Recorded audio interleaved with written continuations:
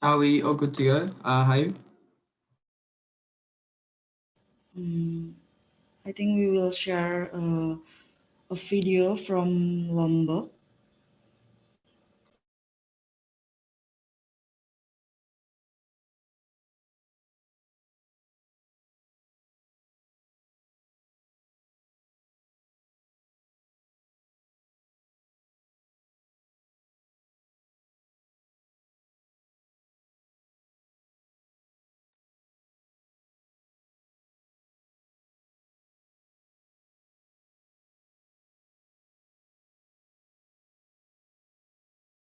Desa Pendua merupakan desa yang terletak di Kecamatan Kayangan, Kabupaten Lombok Utara.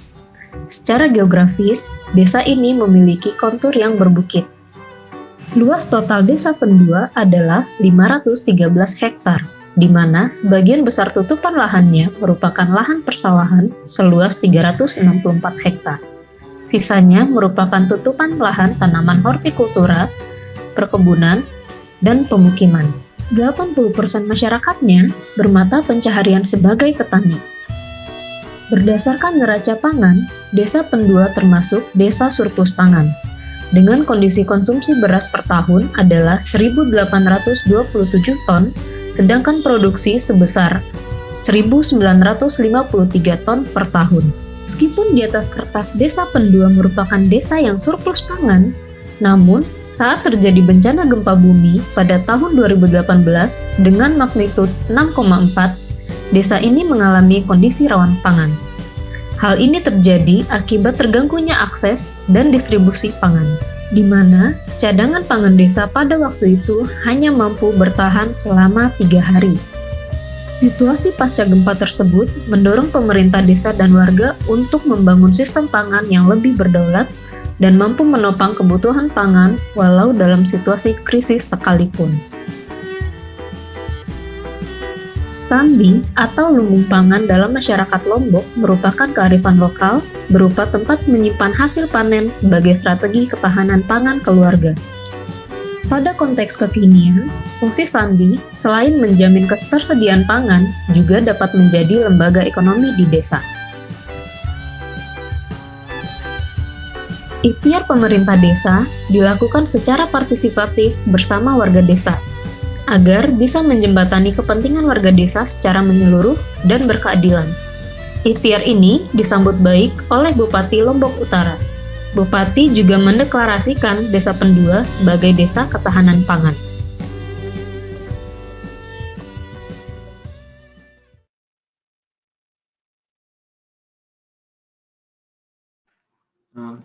Welcome everyone.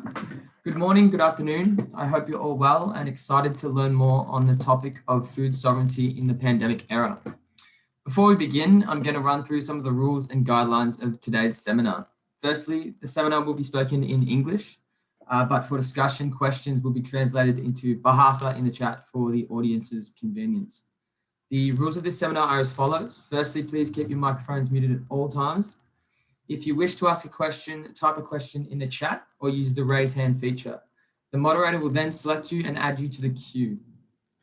Please also ensure you remain polite and respectful during this seminar. And lastly, if you have any friends stuck in the waiting room, please make sure they are using the same username as the one they used to register to make sure they make it into the Zoom call. So if you remember during registration, there was a question regarding food systems and our knowledge of them. The range of answers was quite diverse. Some knew very little on food systems, whereas others knew a great deal. Either way, we hope this seminar will offer all of you some new insights into how they may have evolved through COVID-19. Now, with formalities out of the way, I'd like to welcome Pak Said, the National Coordinator of Koalisi Rakyat untuk Kedaulatan Pangan, to begin the seminar. Thank you.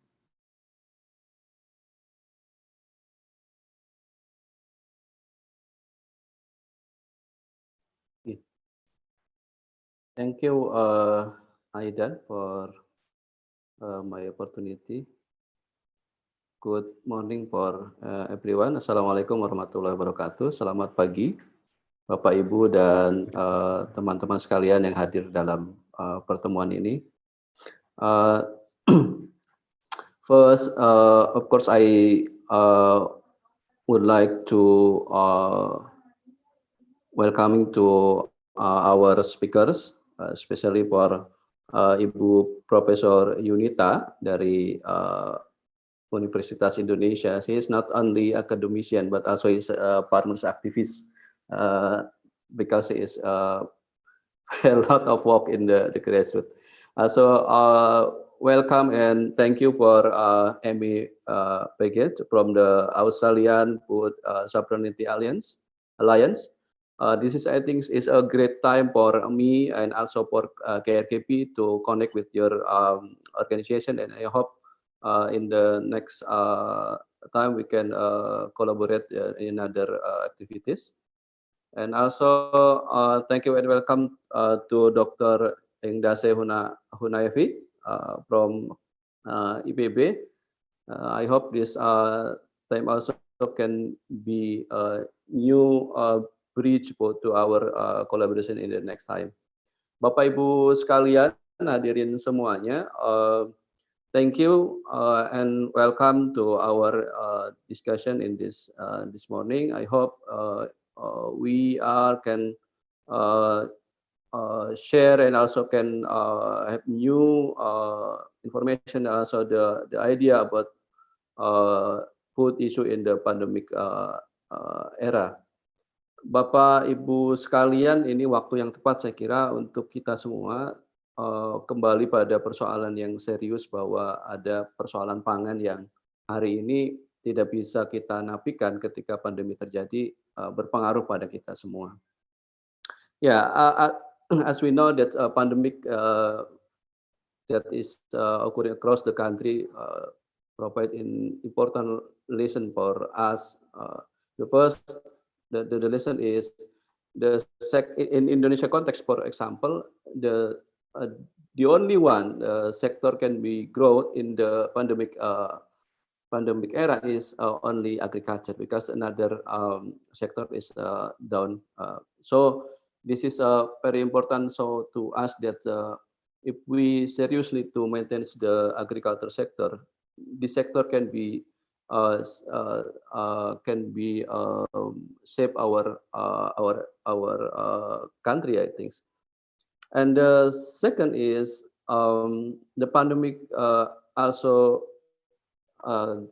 giving us the important lesson that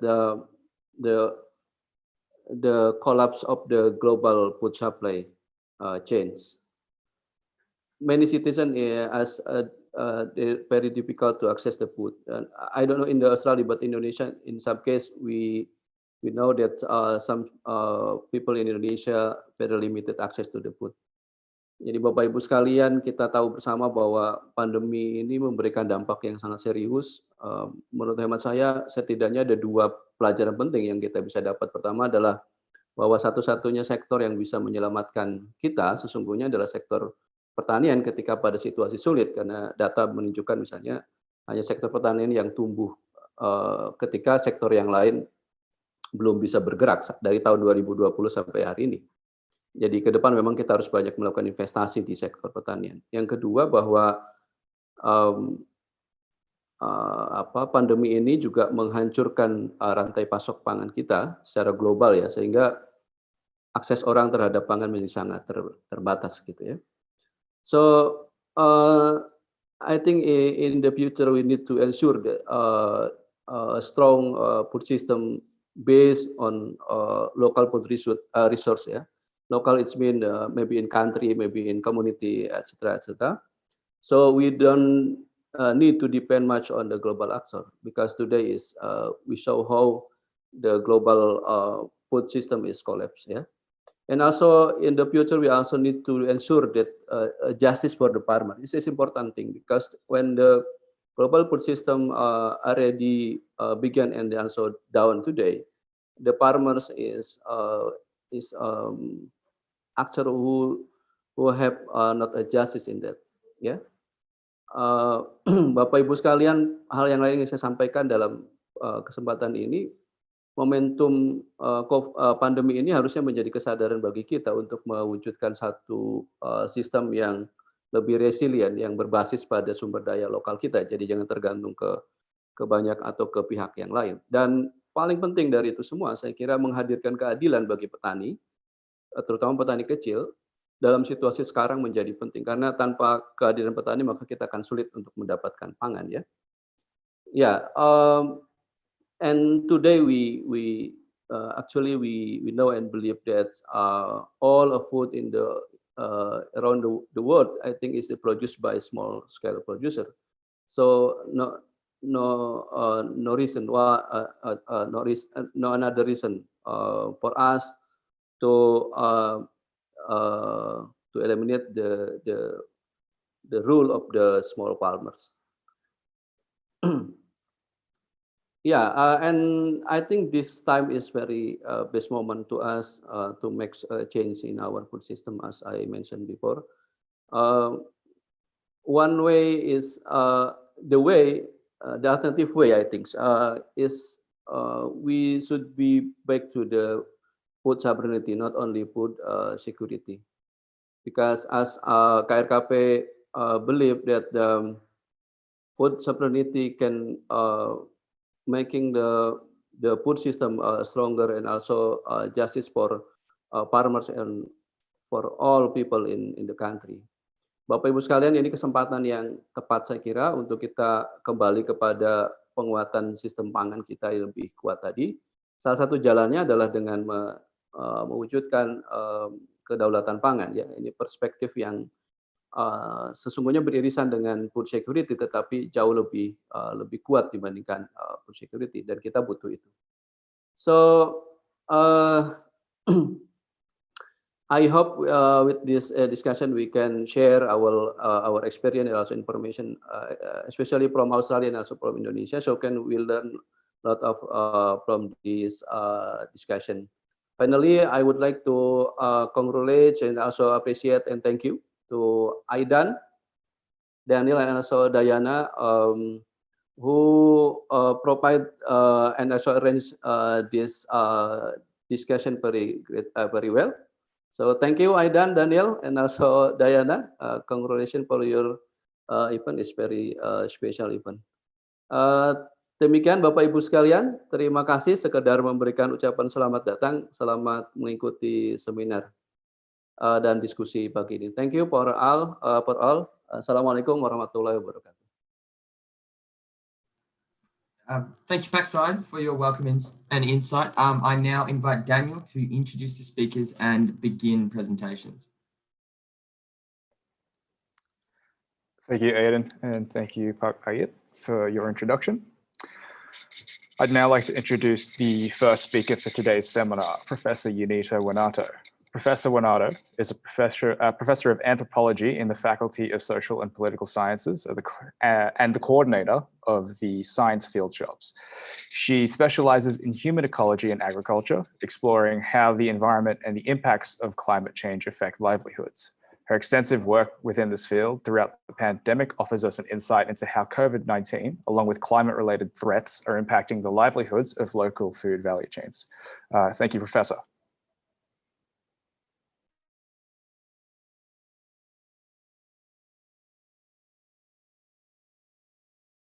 Shall I start? Yeah, Yes, okay. please. Okay, share screen first, yeah. Okay. Is it okay? Yeah. Yep. Yeah. Okay, good morning, everybody. So first of all, thank you for inviting me, Pak Ayib, and also Aidan and others to share my experience, my observation in the past almost 1 year already of the pandemic of COVID-19.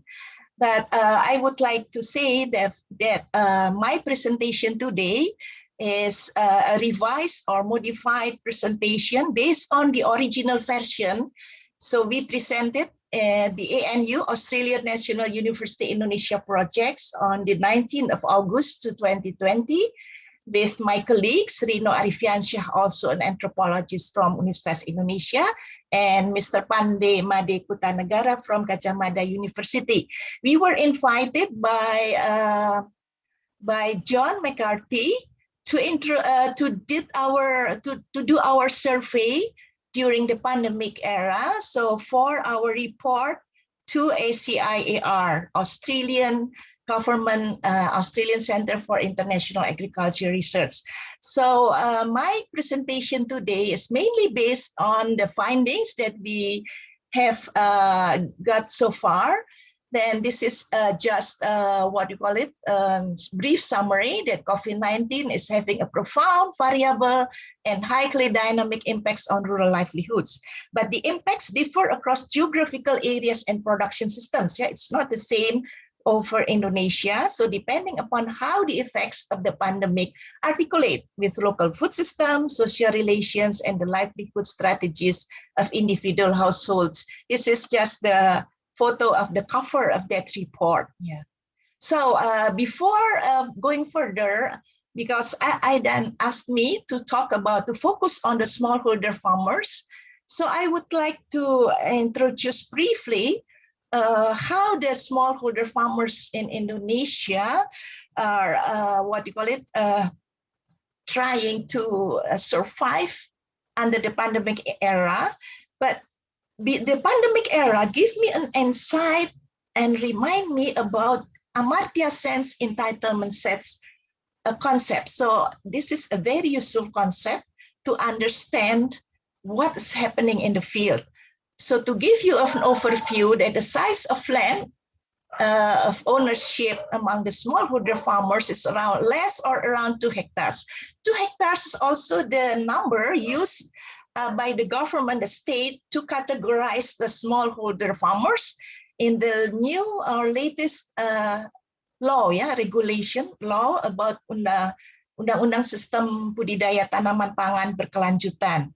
It was, I think, officially declared in 2019.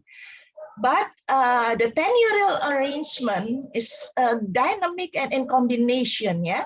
So the farmers who own or do not own lands can do the farming inside and outside village boundaries. The size of land can be more than 2 hectares. So they consist of owner-operators or owner-non-operators, non-owners who can do share crop, but you know the sharecropping is not much, so it is 1/2, 1/3, and even 1/4 in the Central Java. Yeah? And non-owners can also rent fields, but they have to pay cash in advance. Yeah. So for example, one farmer, even though he does not have any land, but through tenurial arrangements, he can operate, he can cultivate the fields through these tenurial arrangements.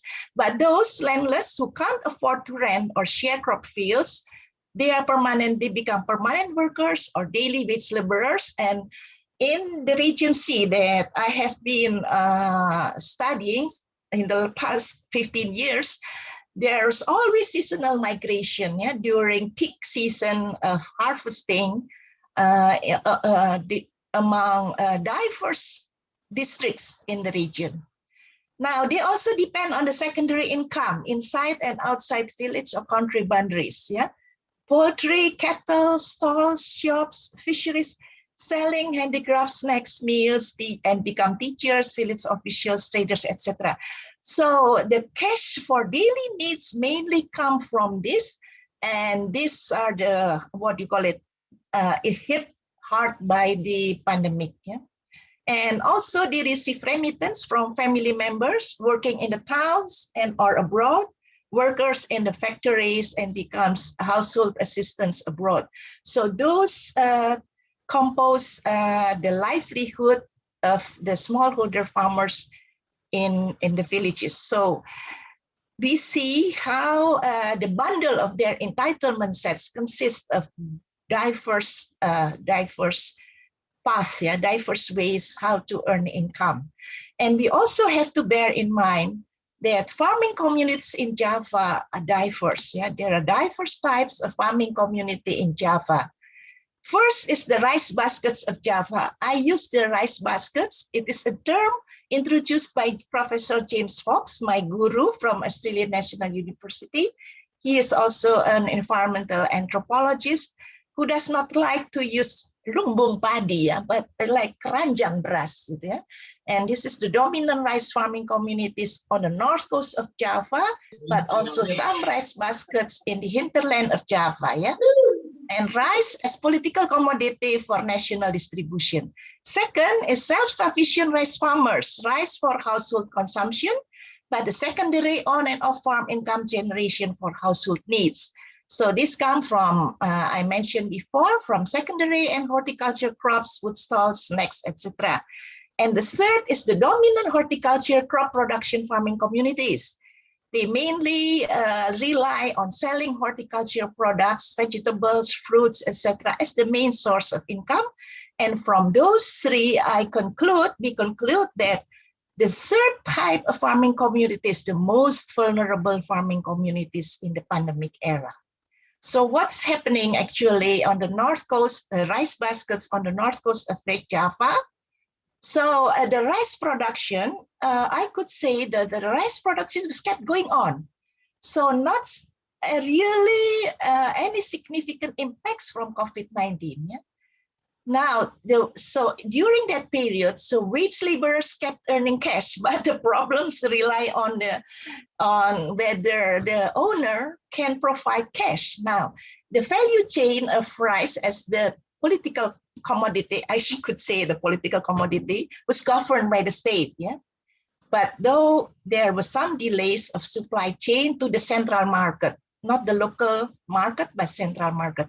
And we have to bear also in our mind that climate change was still an issue, and now still and will be our future threats in sustaining our food production. So when the pandemic began, there was a late start of rainy season planting due to a long drought, El Nino in 2019, from mid of May till November, no single day of rains. And this led to a late start of planting in the 2020 dry season and late harvesting. Not only that, the persisting risks under the ongoing climate change and farmers' ill-advised chemical use also led to pest disease outbreaks. So this is an example of how the brown plant hoppers still damaging plants, yeah, on the north coast of Indramayu Regency, West Java, April 2020. And this is the brown plant hopper and the cocktail of pesticides. Or even though the government already corrected the ways the farmers use pesticides, with the integrated pest management program, but it is still up to now, farmers still rely on the mixture of pesticides.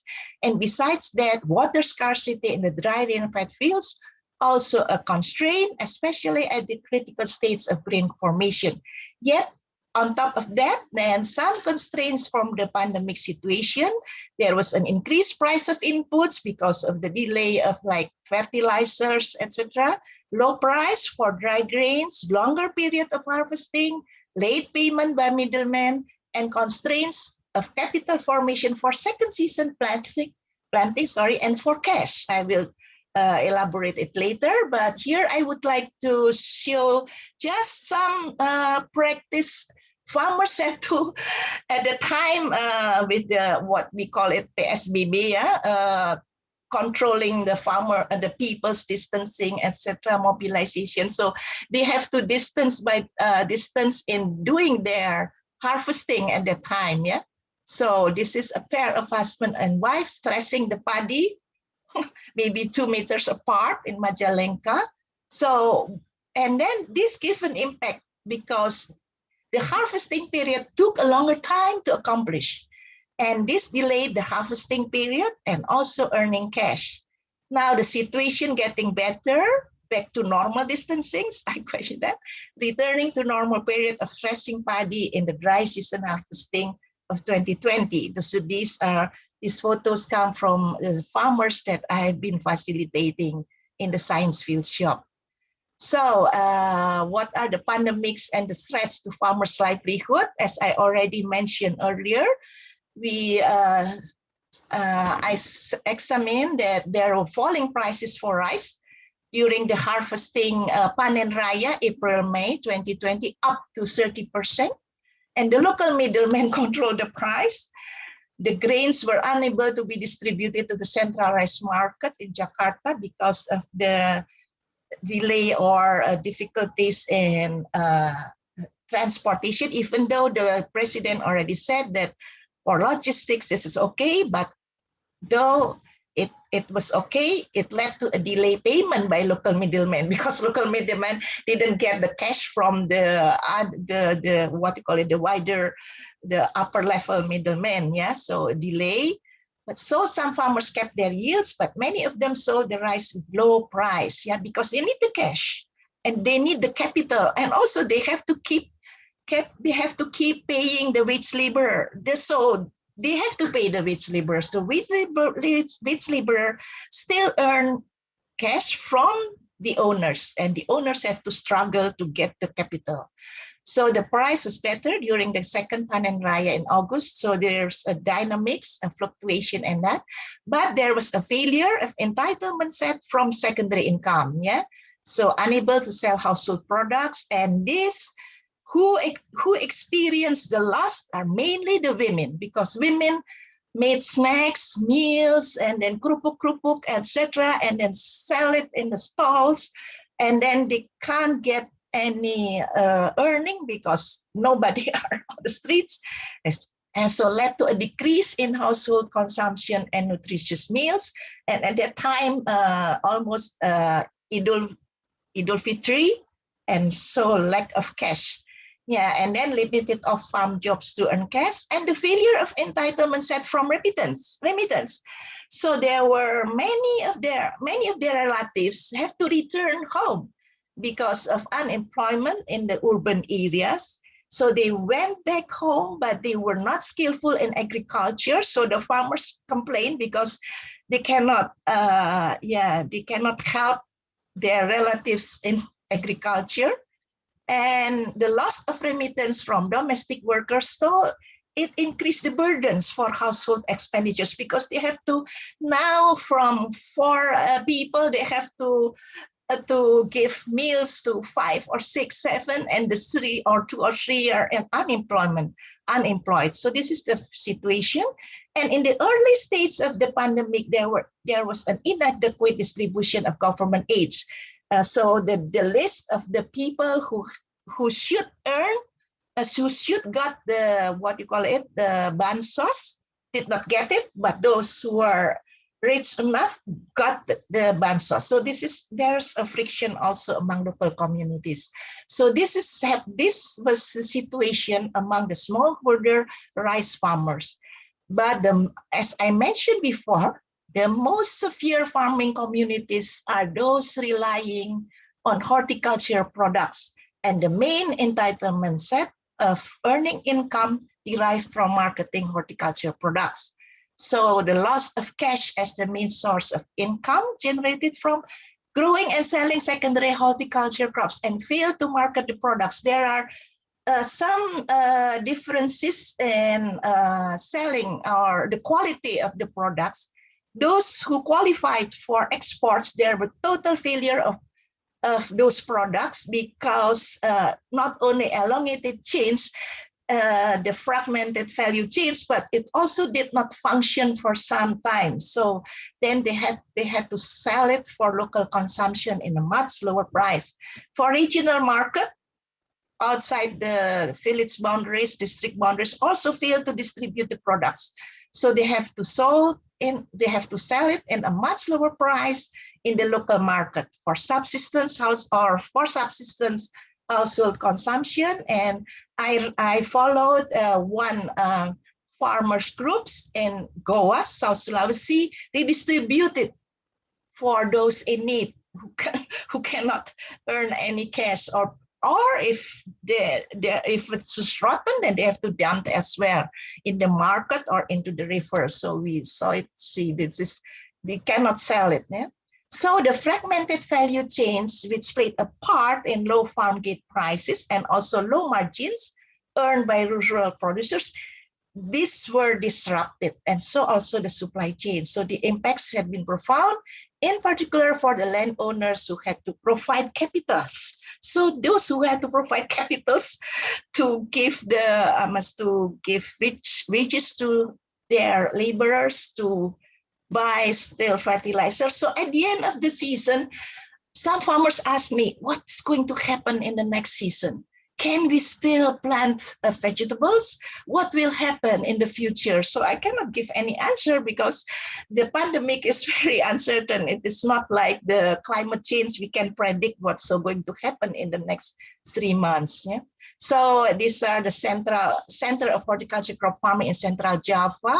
And I haven't, because this is made by my friend from Gajah Mada. There are also some in West Java here, also in East Java. So these are the impacts on the horticulture crop market. So many vegetables lost because they could not sell, so wasted here, piled and rotten, and then the price were down, decreased due to lack of buyers. So this the situation in March, May, and July around Yogyakarta. Now, but besides the threats, I also observed there was an increase in the creativity of farmers to survive under the pandemic. And not only farmers, but those coming from outside the village areas. Like this is a very young man from Bandungan, Semarang. So with 4 colleagues initiated a vegetable and fruit marketing application using the media, the IT media.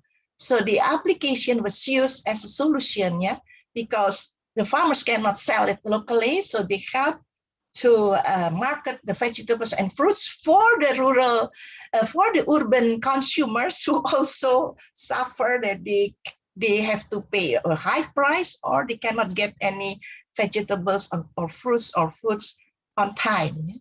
So they were collaborating with 100 traders, farmers in Bandungan Regency, and the application also offered various promos such as free delivery to the city and district of Semarang. And I also observed that this was not only emerged among those in Semarang, but also in Jakarta and in other places in Java. So this is the example of how they try to help the farmers and to sell it through online.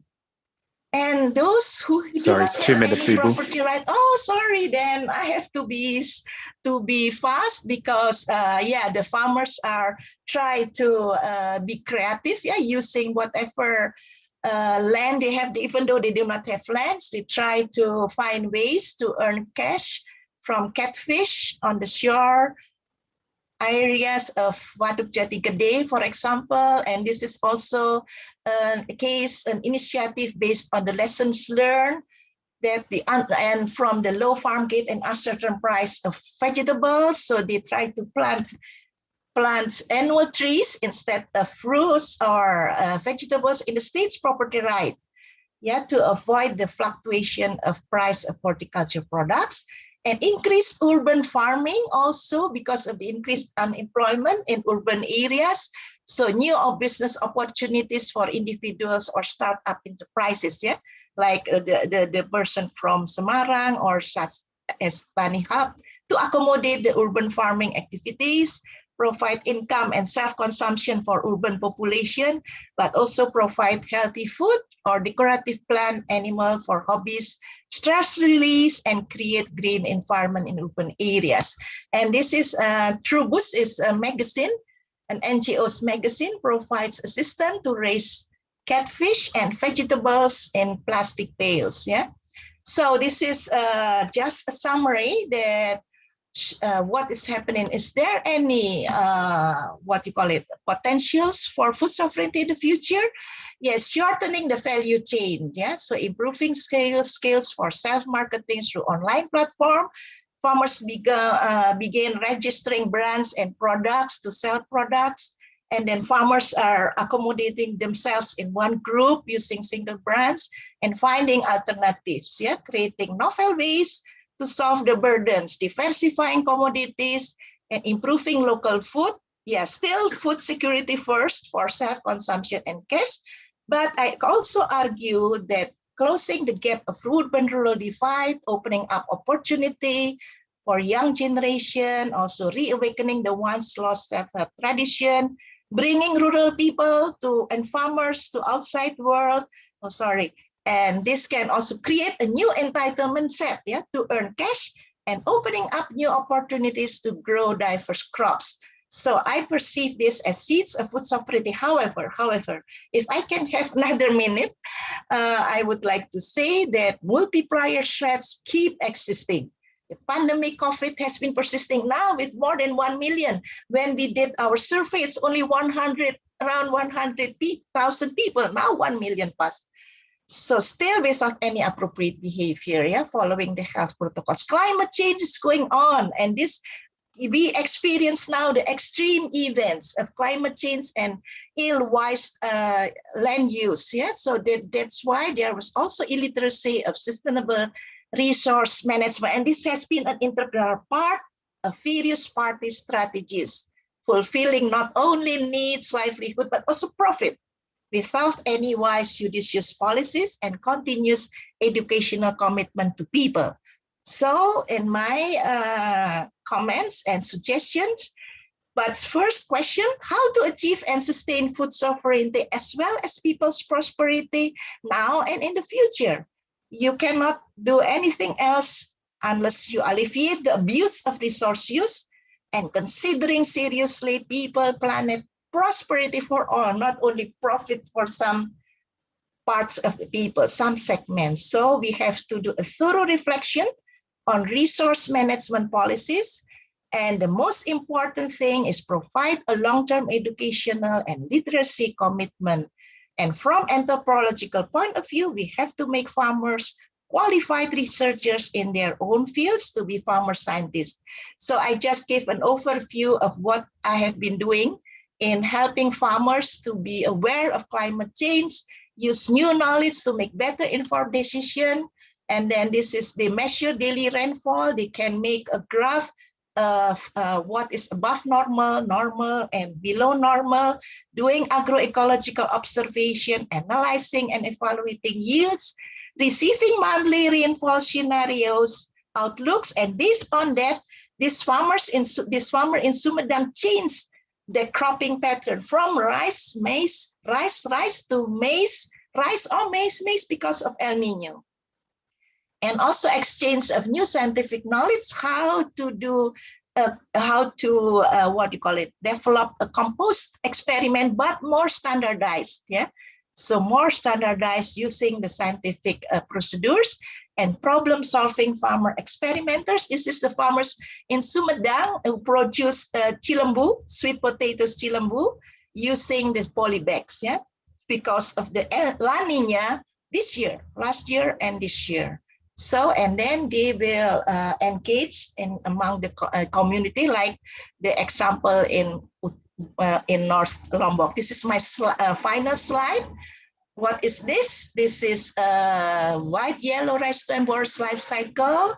This is introduced in the IPM, Integrated Pest Management schools, and an example of farmers' ability to integrate scientific and local knowledge in anticipating future risks and then making decisions accordingly.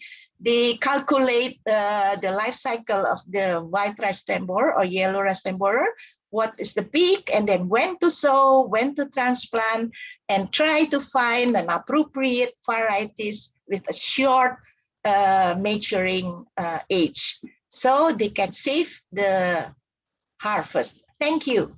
Yeah. Okay, Daniel, I return it to you. Sorry if it is. Thank you for a very insightful presentation. It's good to know that even though the pandemic has had adverse effect on farmers, especially small scale ones, that there still, as you pointed out, seems to be some hope for the pursuit of food sovereignty moving forward, but also to be cognizant of the threats that also exist. Our next presenter is Amy Pangan. Amy spent her childhood at a family's 4th generation sheep property in New South Wales, Australia.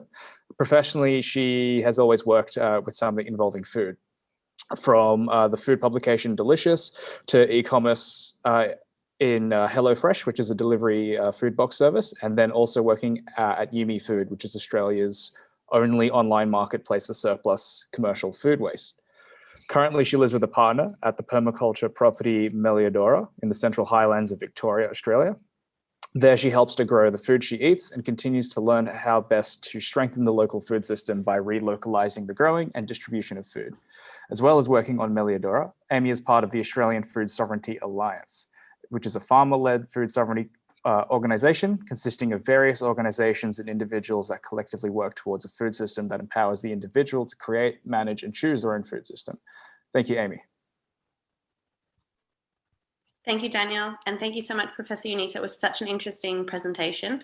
I unfortunately don't have as many beautiful pictures, but I'm really happy to be here to share the context in Australia throughout the pandemic, and it's really encouraging to see so many of you online this morning who obviously have an interest in food systems and food sovereignty. So yeah, I'm really pleased and proud to be part of this. As it is custom here in Australia, I'd like to acknowledge the traditional landowners of which I speak to from today, Jaja Warong country. I acknowledge that this land was never ceded, and I pay my respects to elders past, present, and emerging. So I will share my screen now and share with you my presentation. I had a couple of questions that came through from Daniel and the organisers, so I'm hoping to answer them as I go. The first question is, have AVSA through their network identified new challenges facing Australian farmers that were trying to operate in pursuit of food sovereignty throughout the pandemic and subsequent lockdown? And were there any unforeseen consequences or benefits? I thought just to give you guys a bit of context, I'm not sure how many of you know much about Australia, but essentially Australia is quite a big agricultural producer. We have an industry of $56 billion. 70% of our food and fibre is exported. They say we grow enough food for 75 million people, and there's only 25 million here. But for us here, 70% of food in Australia is sold through just two large retailers, that's Coles and Woolworths. So it's a bit of a different context. We don't have as many small-scale producers, but the organisation that I'm representing, AVSA, that's definitely our membership base. So you can see in this slide that our average farm size here is over 4,000 hectares, which I'm guessing, from the previous slide, is a very different context to Indonesia. But our membership base has an average size of 41 hectares. And then there's a little bit more information on Australian farms, but I won't go into that. But another stat that I thought I'd share is that we export 20% to the Indonesian and the Southeast Asian area. 20% of what we grow, and that's wheat, live animals, sugar, and beef. That's the products that come your way from us. And then just a little bit more context for AVSA itself. These are our key areas of focus. So we aim to further reforms of land use and food safety regulation that inhibit small-scale farming and food production. It's one of our main driving forces behind the organisation. We aim to grow community-supported agriculture and other solidarity economies. We encourage biodiversity in farming and seed and breed. And we support farmers to control their means of production, be it abattoirs or other meat processing facilities, grain mills, dairies, etc. We support farmers to build viable and resilient businesses, and we lobby the government to restrict and regulate corporate control of food and agricultural systems. We also fight corrupt water management here in Australia. That's a big one. And so in terms of what happened during the pandemic and the pursuit of food sovereignty throughout COVID-19, I guess to highlight a couple of challenges, we here in Australia saw the closure of farmers markets during the pandemic. As you can imagine, there were quite a few risk-adverse councils and communities that sort of jumped on farmers markets and had them shut down. But we, as an organisation, lobbied government to classify farmers markets as essential services. You can understand that we thought that was ridiculous. We have small community outdoor open air shopping environments, which, as we know from the illness, it's much better context to shop in, whereas our sort of government were directing people to go to the two retailers that I mentioned before, indoors, and, you know, definitely a lot more at risk. There was also some restrictions to centralized meat processing facilities. It wasn't as bad as the US. I'm sure a lot of you heard. We didn't have the same sorts of, well, we just didn't have the same sorts of infection rates here. But yeah, there were some meat processing that closed down, and that's a challenge for small scale farmers, as slaughterhouses then preference sort of larger corporate contracts. So, and then, yes, we also saw that the disruption of tourism and hospitality industries were huge, which affected any of the producers that sort of sold into those industries. In terms of the benefits, there was an influx of producers on what the equivalent of our sort of online network, the Open Food Network. It's a community-owned, non-for-profit, open-source enterprise. It's essentially software that connects producers to list their products, and there's also functionalities to create hubs to sort of distribute all of that. But that's all sort of open source, which is in direct contrast to what I've heard happen in the region of perhaps Indonesia and definitely Asia, where countries were sort of forced to partner with larger corporate models like Alibaba to sort of, you know, leverage their infrastructure. And yes, I guess small scale farmers in general have the ability to pivot, and some of them were able to pivot from wholesale to sort of more direct or retail models. And also one of the benefits was definitely that the community supported their growers. The next question was around, from what we've experienced over the last year, how have local food systems, particularly ones that are surround small to medium-sized producers, adapted to operating in the COVID-19 world? So in general, here in Australia, local food systems have really flourished throughout the pandemic, with eaters sort of supporting short and stable supply chains that have a tangible source of local food. And I thought the best way to sort of explain that and show that was through a couple of examples. So there's two organisations I'm going to chat about quickly. The first one is Southern Harvest, which services the Canberra area, which is our capital city here in Australia. So they were able to increase the production of the farmers that supply their multi-farm box scheme. They operate a farmers market, but then they also have a box delivery service that goes into the city and surrounding areas. So they doubled capacity from 70 boxes to 130, and they now have a wait list. So yeah, you can just sort of see how they were able to sort of fill out what they had put down and stretch their infrastructure, their existing infrastructure. They're really able to respond to the crisis because they sort of had their network ready. And then not only that, they were able to sort of find the resources they need within their network. So they went from 4 to 5 volunteers before the pandemic up to 20 volunteers during the sort of tricky time. They were able to raise money from these same sort of stakeholders, implement hygiene protocols. In this particular instance, Southern Harvest was the only farmers market that remained open throughout Canberra, just because it was able to sort of meet the requirements and the regulations.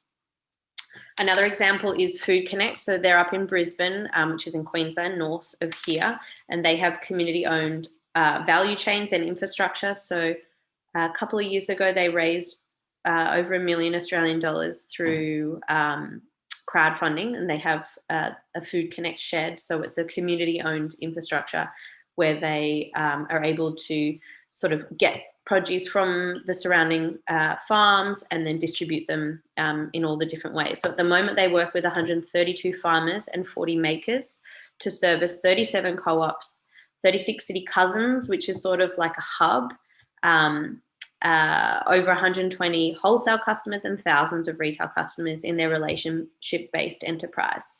In this particular instance for Food Connect, orders quadrupled during COVID as consumers went online to find food.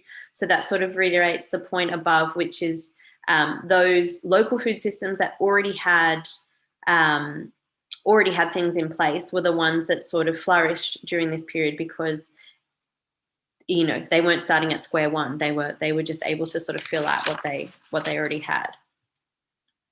The next question is around community food enterprises. So wanting to know if the enterprises encountered and overcame any unique challenges posed by Australia's reliance on commercial agriculture that have been exacerbated by the pandemic.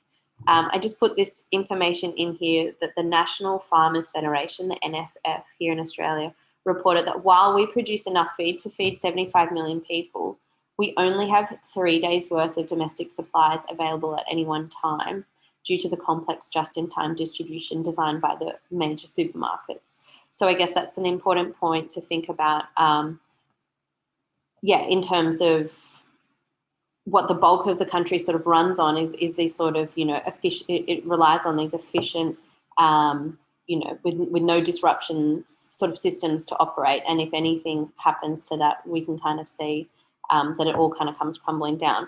But we did find that in terms of the community food enterprises, those that held direct relationships with farmers definitely fared better. And there's a few examples of an example here in Melbourne. So the Faulkner market is one of the markets that closed, and they were able, through the help of the community grocer, they're a food charity, they partnered with the Faulkner Bowls Club, which was the site of the previous market, and they were able to deliver 40 boxes each week to lower socioeconomic homes. I guess that's an important point to think about too, because those that are, you know, well resourced and well fortified in their homes and can go online and shop, the pandemic sort of, it didn't hit them as hard, but most definitely there were people that were in more of a lower socioeconomic class that definitely, you know, survived through the innovation and the help of these sorts of community food enterprises. Another one up in Sydney, out of our own backyards, Ubi it's called, noted that between April and September of last year, over $20,000 was donated to the COVID rescue donation, and $114,000 worth of food was given away to the community in over 6 months. The last slide that I have is not going across. Oh, here we go. Is I wanted to just show in terms of, or answering the question, has the pandemic hindered the pursuit of food sovereignty in Australia, or has it benefited the movement? And as I've sort of covered, I guess overall the pandemic really strengthened our movement here in Australia. We saw that place-based, relocalized food distribution operations have managed to weather the storm, and that communities are finding ways to cooperatively grow, source and distribute good food. So to finish, I just thought I'd share a couple of ABSA's initiatives to give you insight on how we plan to support food sovereignty in Australia. And so the first point is similar to what I mentioned earlier in the presentation, that we do regular submissions to government inquiries and consultations, meetings with politicians and bureaucrats. We offer legal advice and support for our farmers via our Legal Defence Fund. So this is something that we're really proud of. We've established the LDF, which means our members that are part of ABSA are able to access a lawyer for free. And I think last year in the calendar year, they took part in over 20, I think it was like 22 different submissions, or like just help to sort of local councils in order to get over regulatory burdens or barriers. We aim to support farmer-to-farmer knowledge through sharing, farmer-to-farmer knowledge sharing online through our Solidarity Economies campaign. You can check that out on ABSA's YouTube channel. We've covered like lots of different topics, from community-supported agriculture, co-ops, and having sort of wider discussions like decolonising farming, but they're all there up online, so check them out if anyone's particularly interested in the Australian food sovereignty space. We also aim to support the movement to get more young and emerging farmers on the land with our Farming on Other People's Land fund, our FUPL fund. At the moment, it's just a collection of resources for farmers, and one day we want it to sort of be a directory, so we'll be able to list and link farmers that have land with emerging farmers that are sort of landless, and bring them together, because in terms of a barrier for small scale farmers getting on land here in Australia. It's really expensive, and yes, you know, it's not an easy gig farming. So it's definitely a fund that we aim to support our young and emerging farmers. We help to build the movement of small scale agroecological farming in Australia through a new initiative that we've started, Agroecological Action Research Network, which aims to connect ecology researchers with farmers to share knowledge. So it's interesting. I touched on, and I touched on the same point, which is that so important for farmers to sort of have access to the knowledge, and vice versa. It's important for researchers to sort of be informed and be researching the things that will help farmers in the long run. We are launching a local food economies campaign this year and we aim to identify regulatory barriers that obstruct small-scale producers and short supply chains to enable direct scales and scale-appropriate regulation. A few of those include on-farm slaughtering, wild game, raw milk. These are things that at the moment here in Australia are illegal. And then, yes, the last thing, we have every year an annual food sovereignty convergence, and we've been meeting since 2014 to sort of, ensure that we stand together, we get to know each other, and that we continue to sort of, share and help each other in terms of fighting for food sovereignty here in Australia. So that's it from me. Amazing. Thank you so much for your presentation, Amy. Welcome. It's definitely jarring hearing that statistic on the nature of the just-in-time food supply chain in Australia, given the raw amount that we export. So I think this presentation was a really good case for establishing these food sovereignty systems or initiatives so that the community, well, as evidenced by your presentation, the communities that already had that in place were in a good position to stand up to this pandemic, or at least the economic effects of it. Yeah. So thank you again. Welcome. Thank you for having me. Our final presentation comes from Dr. Des Hanefi. Dr. Hanefi is an Associate Professor of Food Biotechnology in the Department of Food Science and Technology in IPB University. His research is specialized in dairy science and technology, evaluation of process impact on stability and functionality of quality and health-related food compounds, fruit and vegetable processing technology, and non-thermal technology for food. His work and research about food processing technology can give us better insights into the changes in food sanitation technology that has taken place throughout the COVID-19 pandemic and its influence on food sovereignty. Thank you, Doctor.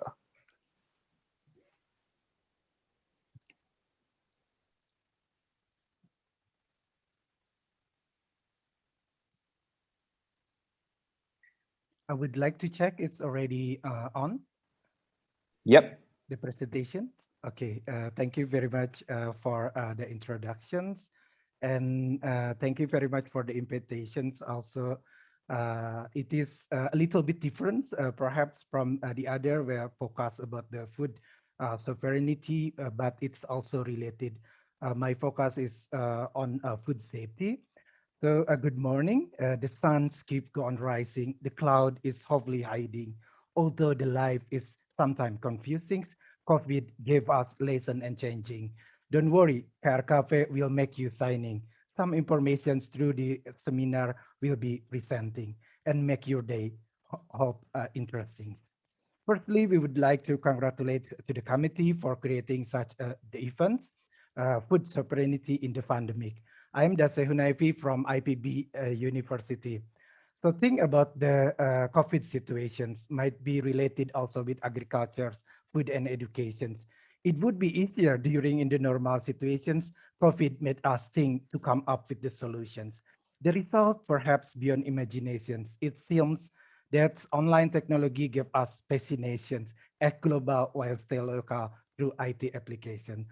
So talking about the topic, food sovereignty forms food security.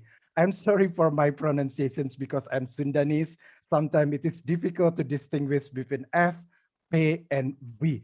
So it's a little bit difficult because that's my mother language as Sundanese. So the concept of food sovereignty officially become an objective and approach in national food development, for example, in Indonesia, as depicted in the law number 18, 2012, on food along with food self-sufficiency and food security. However, up to now, formulations and understanding of food sovereignty is various and unclear. So the concept, of course, related with the food sovereignty at international and national level. Food sovereignty is a strategy to improve the food security. So food sovereignty can form, as mentioned in the beginning, the food security. And food sovereignty is related again with the farmer's right, as mentioned, access to the entire agricultural resources, including land, water, production, spectre, technology, and also marketing, as well as on consumptions.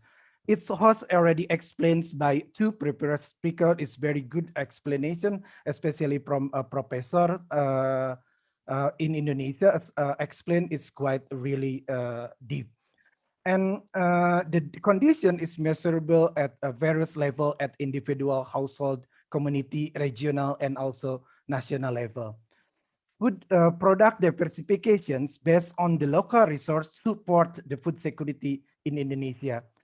Farmers during the COVID-19 are also heroes during the pandemic. Us provide foods because food our human basic right. Without food are difficult to make us stay healthy and also productive. Pandemic limit, of course, human movements, social distancing occur, but we don't think that pandemic limit the movement of the foodstuffs. Resilience of the food security were tested during the pandemic. For instance, in Indonesia, the resilience of the food productions, especially in related with the soybean at the time, because during the pandemic, the government always make the policy and the politics in relate to the rice. But unfortunately, last few months, we have tested, for example, to the price of the soybean.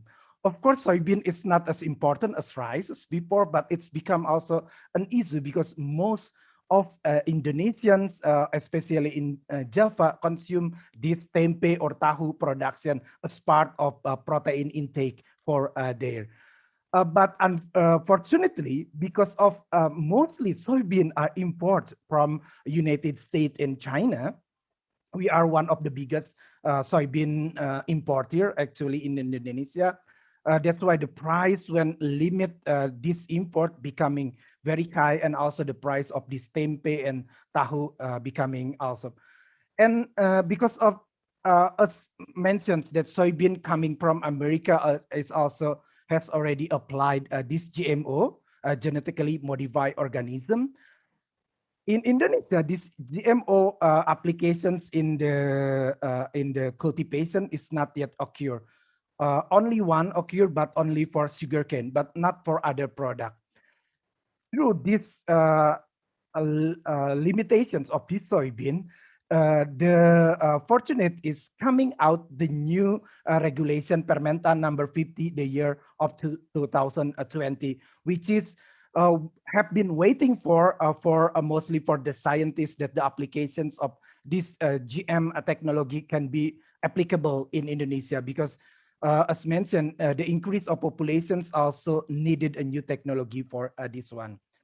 As also food security is a measurable, the definition is measure of the availability of foods, individual ability to access it. According to the United Nations Committee on World Food Security, it's defined as the means that all people all time have physical, social, and economic access to safe, sufficient, nutritious food that meet food preference, dietary need for active and healthy life. So this is food security related with the food safety. So food safety is actually prerequisite for food security. So there is no food security without food safety. So this is the first one, as mentioned, that access to safe, sufficient, and nutritious food. for active and healthy life continuously. So this one, that's definitions also in the law number 18. I provide also some pictures related uh, with the educations about the pandemic of the COVID. That's washing hands and also safe food library, or even our culture that, for example, always eat a food more deliciously or more intakeable with these hands. That's the traditional, our traditional. With the food, with the pandemic, that told us always wash your hand, wash your hand, wash your hand. It's like several times always mentioned wash your hand before do the activities, and also it's also told us that about the food sanitation at personal hygienes for this in this matter. It is difficult before the pandemic to establish these informations, especially to the rural area or even to the small children. Or, for example, I have a young son as well. Sometimes it is difficult to teach him that it is very important to wash the hands before eating or before consuming the meals.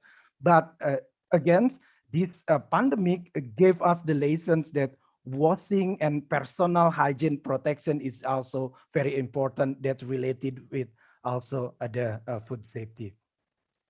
So this is the outline after the introductions, and especially the second is about the food safety in Indonesia, and the last part is discussion. So of course, here also mostly the one that really impacted by the COVID is actually small culinary or gastronomy producer.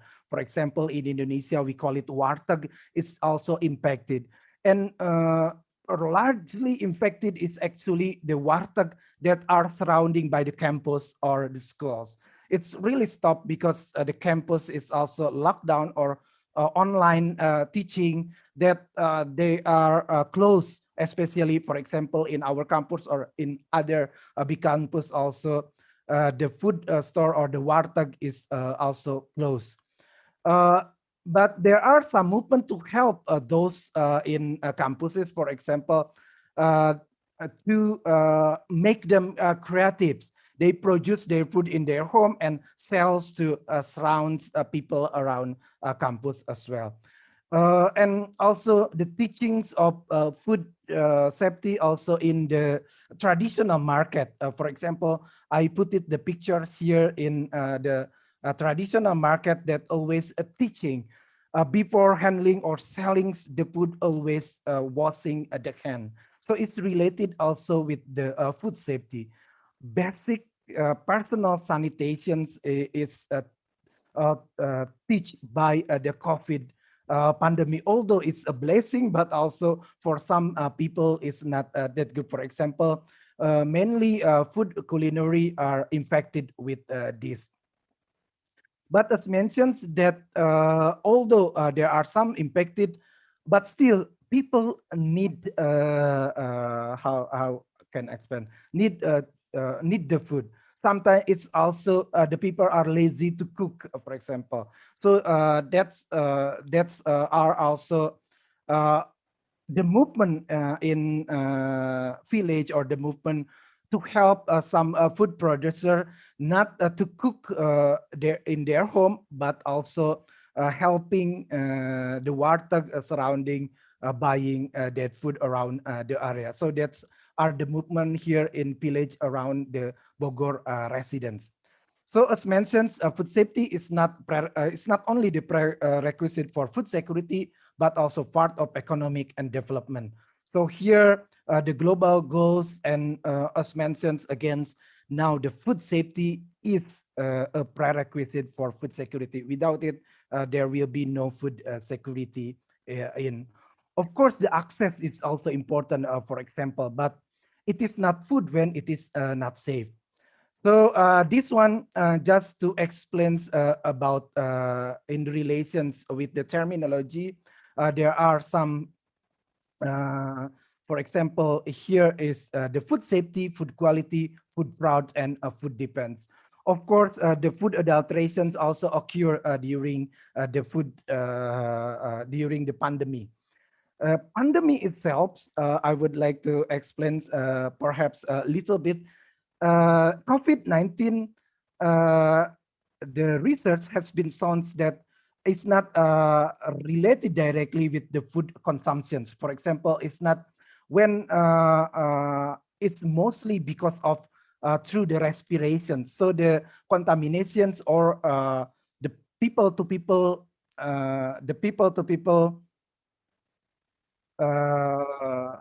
it's not so occur. It's not based on the consumption, but mostly from the people to people through the exhalations or through the respirations. But that's why we should wear the mask. For example, during going outside or activities outside. So not directly when you consume the food directly, because it is difficult. The virus is difficult to live in the food. And as mentioned, when you heat the food for small, when you reheated the food using the microwave or using just 3 minutes with the fire, it's also can eliminate the virus. So it's also, there are many informations how to handling the food before consuming. For example, when taking out the food from the outside or from the restaurants, when came in, changing the container into our own container, and please reheat it before consume or something like that. It's also helping that until now, there is no report that through the food consumptions that become the COVID infected. So the infection itself, it's mostly through the air or the respirations. So this is just the explanations. And in Indonesia, as mentioned, it is a deal with all the educations about the food safety, sanitation, reducing the food additives, halal, food safety management system, food packaging, food irradiations, and also GMO.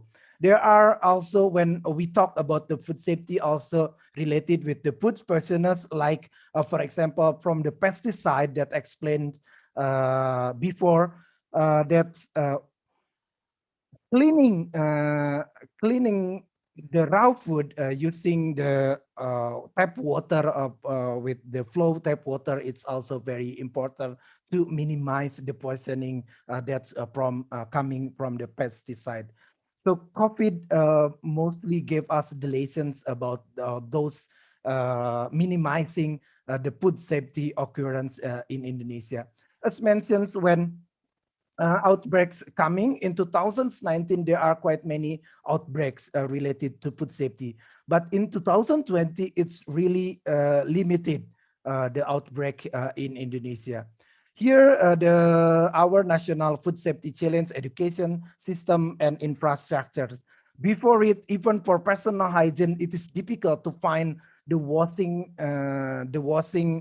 facilities, but nowadays these washing facilities are everywhere, even in the traditional market or even in the warteg are available, this infrastructure for washing, because they are afraid with the COVID, but at the same time, it's also a good because of it give protections for the food and also contaminations from other bacteria.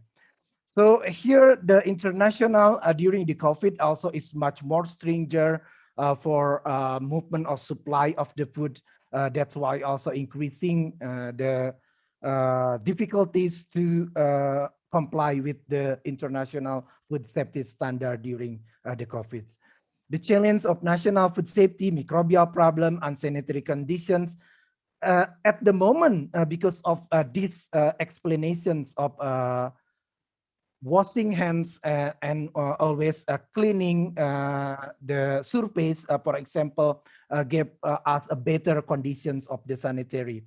And for this use, unsafe chemical still occur, but through this through the educations, hopefully that can be reduced. For example, the use of borax or food grade material are really limited, including unsafe other food additives. Root of the problem, as mentioned, poverty, lacks of food.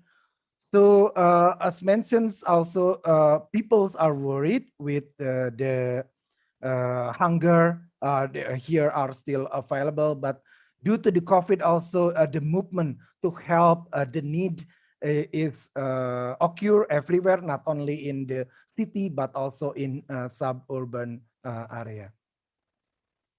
And when check about the report, for example, here you can click directly through this information, because in our BPOM or national FDA, Indonesia National FDA, the report is only until 2019, not yet 2020. But we can see from other that the food safety outbreaks are really reduced due to the blessing of COVID. There are some, for example, but not really related with not as compared to 2019. In 2020, it's really reduced a lot these food safety outbreaks. So based on the report, for example, we can see that mostly the food outbreak or the food safety outbreak is mostly because of these caterings in the household, or culinary, or through this food in the schools. Here there are quite many as well, jajanan siap saji we call it, or on here around 11%. It's here always increase a lot the information. So there are in 2000 because of in 2020 because of campus closes and also the school are closed. So that's why the informations related to these food safety outbreaks are really limited.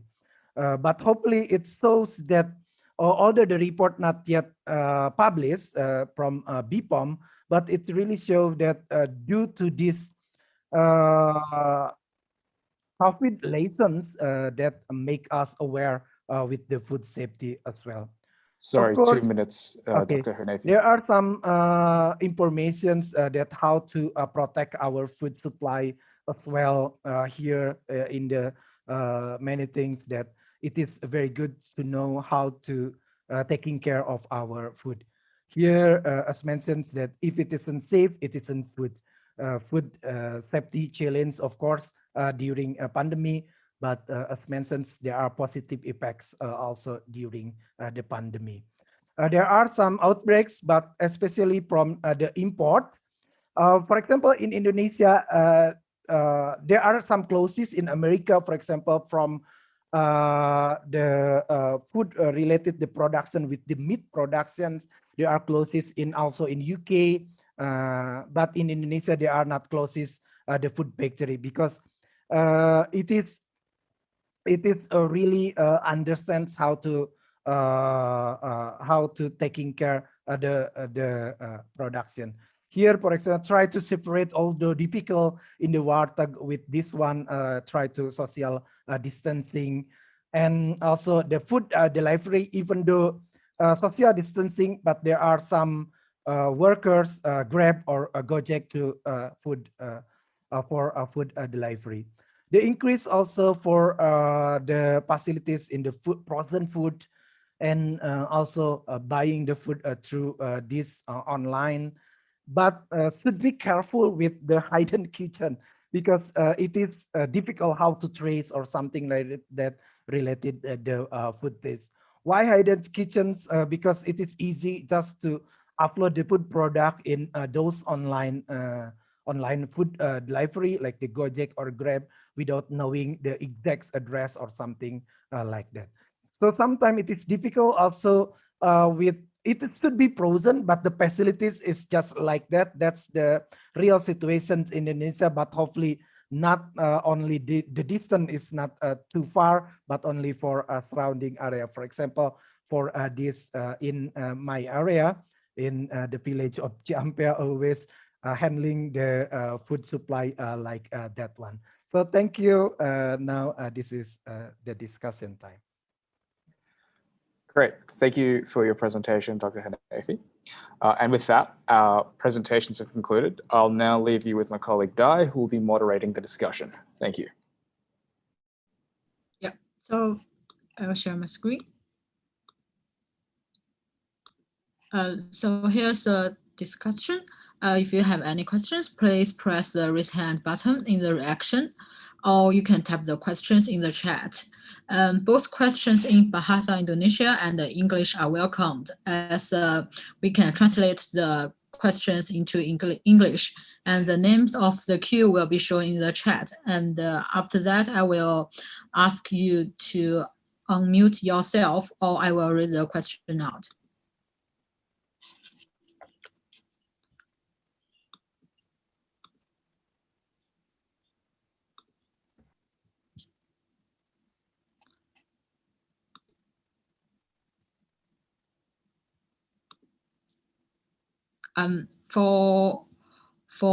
I have a question for UNITA.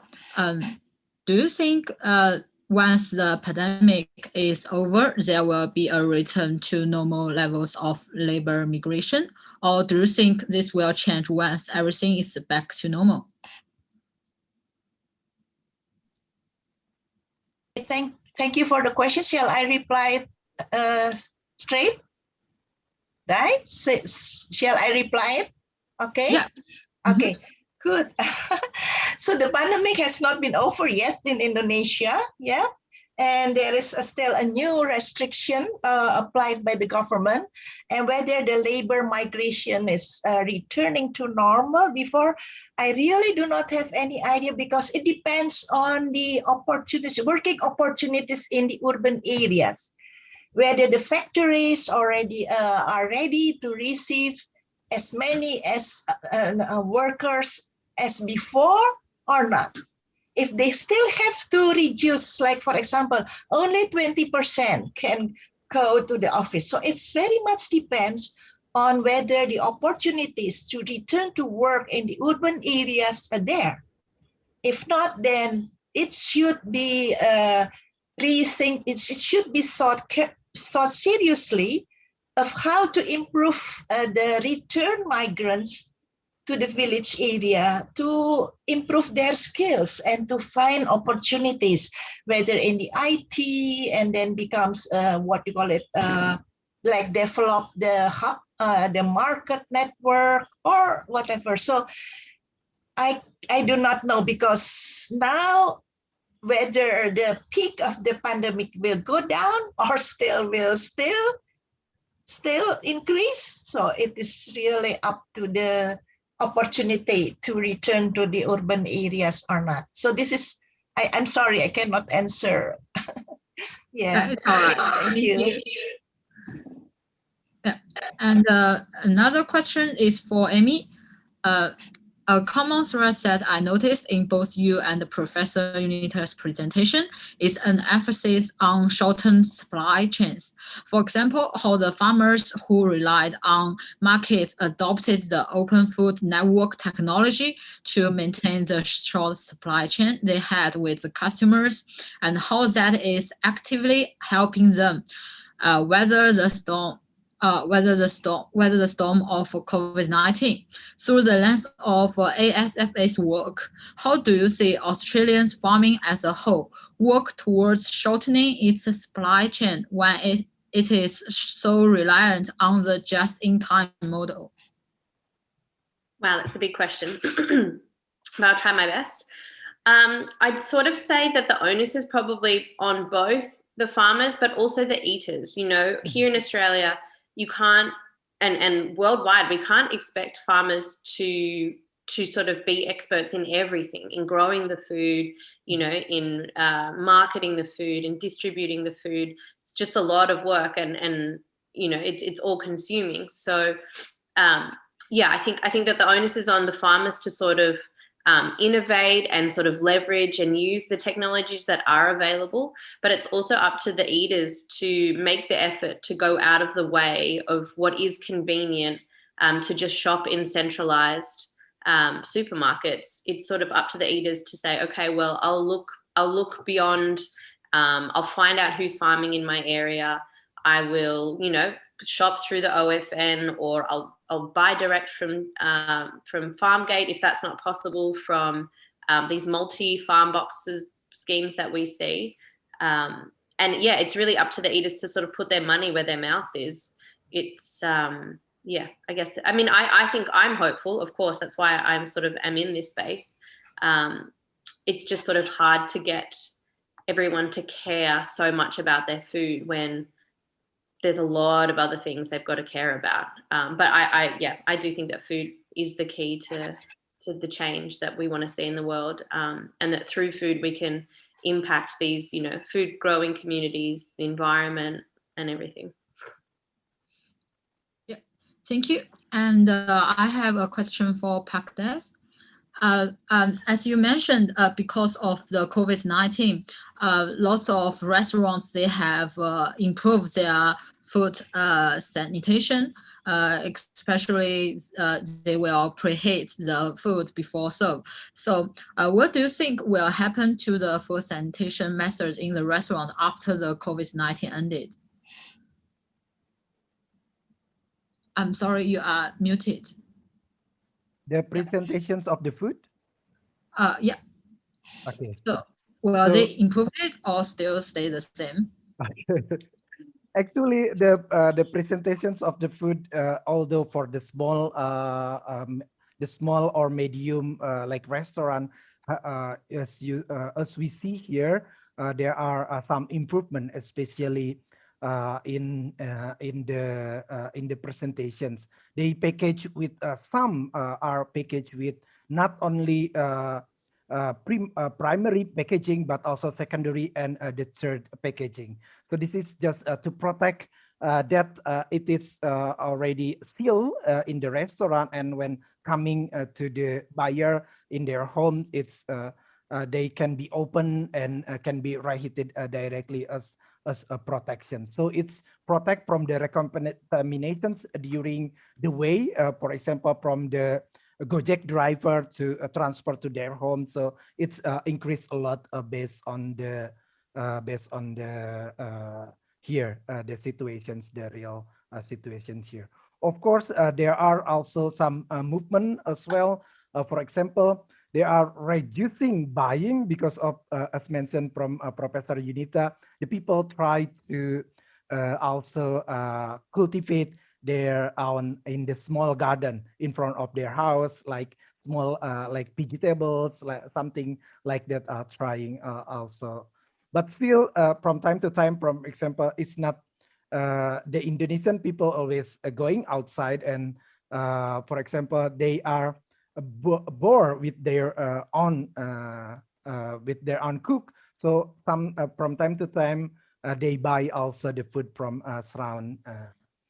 And the good thing is also the small markets are also increasing during the pandemic, because of it's not good to go the big supermarket, but it is it would be also due to the restrictions during the pandemic, so they buy from the small market around their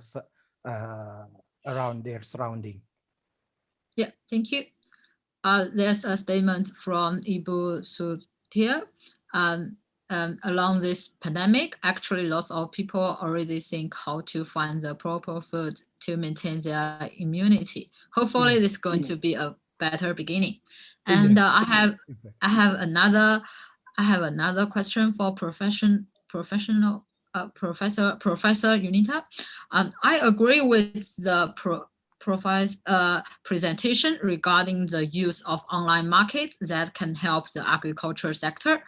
The role of the information technology really encourages the value chain of our food production to be fair, but our rural conditions, where the dominance of our farmers of our farmers are the baby boomers who are not familiar with smartphones. It is very difficult to encourage a value chain system to be connected by this technology. Seeing this condition, what can we do, especially by the government?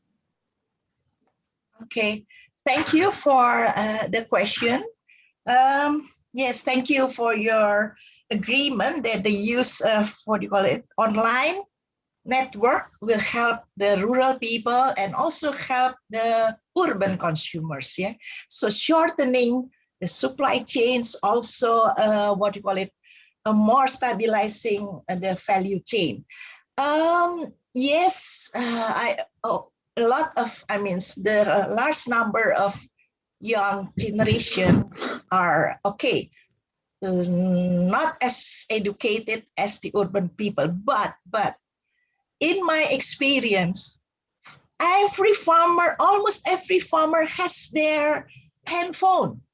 Almost every household has this one. And some of them already have the Androids, yeah?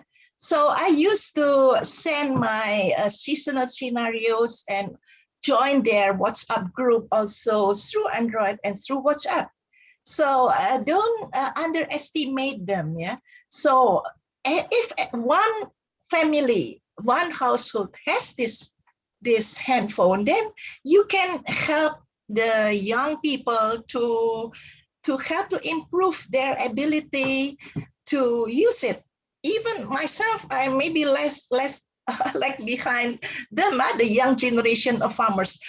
In one of my slides, one young farmer just graduated, I do not know whether he graduated or not, from primary education, by learning how to use the digital, how to use the IT. He can produce rainfall graphs. He can produce annual rainfall graph. He can also learn doing the probability, etc. So I think once we try to support and provide the services, yes, I agree that there should be an educational commitment, yeah, to provide to the farmers, to the villagers, whatever, talents and potentials they are able to improve. Then I think they have the potentials. The problem is that all government programs are top-down, based on projects, and do not educate people, do not retrain people, but just ask them to follow their project, their program. So even on the pandemic, how to solve the problems of people's behaviors, to follow the health protocols. There are no cultural strategy how to change the behavior of peoples, but top-down recommendation, instruction, sanction, etc., without clear explanations. Once you provide the explanation, I assume they are able people to learn and to understand and to improve their skills. Thank you. Thank you. And there's a question for Amy from Masali. Just wondering how the land tender system in Australia, if the average of the farm size is more than 4,000 hectares, is there private ownership of the farmer, or it is state ownership, but farmer has the right to use it for farming? Sure. Yeah, it's an interesting statistic because I'd imagine that's probably the average, and I don't know whether it's the median size of the farm. Here in Australia, we have cattle properties that are, hundreds of thousands of hectares big. And so in general, it is privately owned, and in general, they're family farms. So usually they're families like my own who had property in their family for generations. It definitely is a barrier for young people to enter. In terms of like government policy, I guess it all kind of comes down to local and state government legislation, because they're the ones that kind of control the planning. It's really important. We're experiencing a lot of sprawl here. So as regional sort of towns get bigger, then it's important that we don't sort of break up the viable farming land into smaller sort of developments. But yeah, in saying that, I don't know if the governments are doing a lot to sort of encourage young people on farms. I mean, there's some private sort of entrepreneurial businesses, like a company called Cultivate, which does a similar matchmaking service between those that have land and they're retiring. You know, the average farming age is 56 here in Australia. So if they have land and then there are younger farmers that want to come onto the land, that's sort of an initiative. But I don't know if it's necessarily government. It's not government, you know, it's not headed up by the government at this stage. Thank you. And another question for the Professor Unita. The problems in food systems are occurring in food production, the distribution, and the consumption. If we have to prioritize one of them, which one of the three parts should be fixed first and why? Oh, I think, yes, thank you for the question, but how to prioritize any of them? So if, for example, you produce high productivity, but lack of distribution, so how? It's a pile of wasted products. So you have to also deal with the distribution and also the consumption. For example, if now for example, the people in the cities like more organic and healthy foods, then they will find healthy foods, organic, and then safety, like Dasi said, food safety. Then all the production and the packaging and the distribution should also meet that. I think you have to work it both together, yeah, not prioritize one of them. Now, the relation between production and consumption, for example, we know, I observed the problem of stunting, malnutrition. I was in the field, in the village, and I saw how the mother just gave what you call Indomie, yeah, instant noodle without anything, just boil it like that, and then give it without enough protein, without any vegetables. And why? And because in that village, they have to buy everyday meals by cash, through cash, because they only rely on rice production. They are not vegetable growers.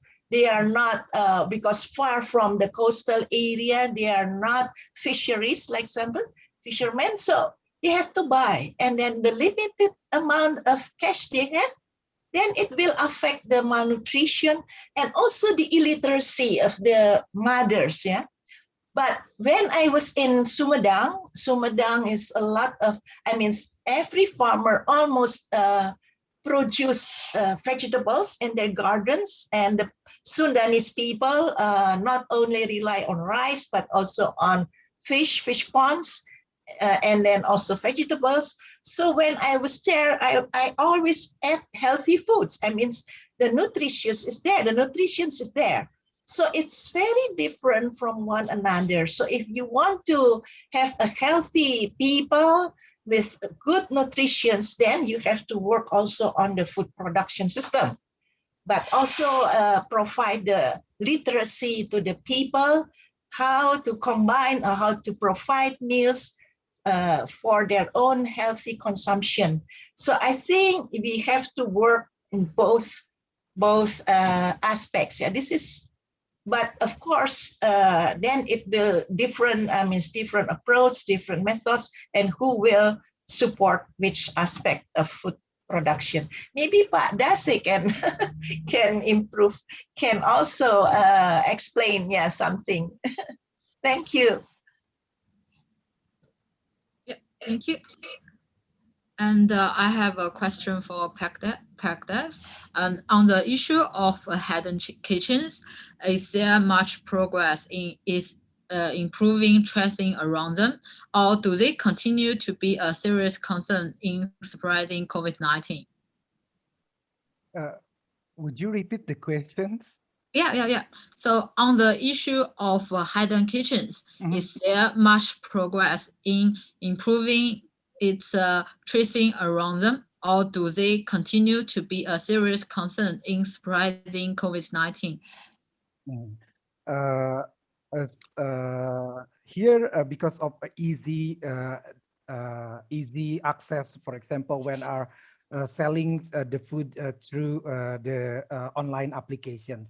So that's why this worry about the hidden kitchens are occur. For example, they do not know where the address is. So one of the barrier to protect this is actually for a Gojek or the application have to trace first. It is really the address that shows on the informations, or have to verify first the producer who sells those food.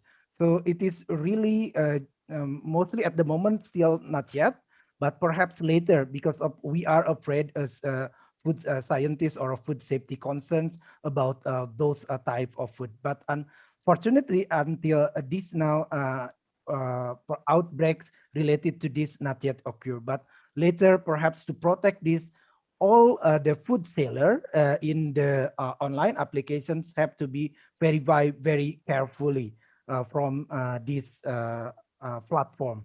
So it is really advised that not only getting the information about the basic food safety for this food seller to protect the food safety outbreaks before it occur. But as mentioned, because of they are learning about the pandemic, so the people now are trying to concern what the type of food they consume, how to protect their sanitation. Although it is also should be clarified, do not directly put the sanitizer through directly to the food, but it is better just to heat it or only to the surface of the packaging of the food for that one. So that is just the worry from the our view, but not yet occur until now. So it's just suggestions to the platform should be verify first the address of the seller. Thank you. Thank you. And a question for Amy. How do you see this pandemic as an opportunity to strengthen the country's policy on food? And based on your experience, how much political will the government has, and how to encourage the political view of the government? Sure. I'm not necessarily an expert on policy, but I guess, I mean, the context that I shared to you all of where Australia is and how important agriculture is for Australia, I don't know if, policy for us will really change. If we're growing and exporting 70% of the food and fiber we grow, there's not really a good financial reason to sort of change that up too much. But in terms of creating alternatives and small scale farmers creating alternatives, I guess the policy, there are quite strong policies in place at the moment that inhibit small scale producers. So it's quite easy to have market gardens like vegetables. That's quite low regulatory barriers. But in a lot of states in Australia, small scale outdoor pig and poultry productions are sort of regulated at the same way that you would an intensive, shed. I know up in Queensland, sometimes to apply for a permit, it's over 10,000 Australian dollars just to apply for a permit. So I think that the policies that we need to see change might be, more so on like a local kind of community-based, as opposed to any of the sort of large policies around what Australia chooses to do in its sort of, food department. I don't know if that answered the question. Thank you. And I have got a statement from Iswan. So he said, this is meant to share conditions in the western region of Indonesia. There are two problems with food and the farmers during the pandemic period. First, floods that destroy farmers' food crops. Throughout 2020, the western region of Indonesia does not experience a dry season. Only rainy season continue. Second, the price of some supporting food commodities has fallen and farmers have been very complaining during the pandemic. And another statement from Ibu Sutia is when the disasters occur everywhere, most of the aid that is distributed to them is instant food. In fact, the quality of instant food is not all good for health. How the strategy to continue to meet the needs of healthy food for disaster victims. And I have a question for Dr. Days. From a food sanitation and security standpoint, is it likely that the infrastructure to prevent contamination, like adequate cold storage, will become more widely available to combat the threat of hidden kitchens, or is the pandemic limiting that? Yeah, so who will reply first? So can I say something about the western region of Indonesia's calamity? Yes, thank you for raising these comments. I agree with you that now the situation of climate change is worsened. Yeah, I mean the risk of climate change is more unpredictable, more uncertain, and in the future it will keep going on like this. So the extreme events can happen anytime without our ability to predict. If there are no climate services, if there are no appropriate and adequate and timely climate information provided to the farmers, to the people, then we are all will not be ready. Yeah. So the continuous rains in the west, or the continuous also drought in the southern tropical area, southern equator, I mean 2018, 2019, was also a problem for farmers. So the La Nina last from September until now, it's also provide a very intense rainfall, so cause floods everywhere. So this is the problem that actually should be anticipated far in advance. So all government sectors actually already did their best to distribute the climate information. But again, there are two problems. To what extent the climate information services are distributed or disseminated on time. So, and then if it is distributed on time, will it reach the rural people in the areas, the farmers on the ground?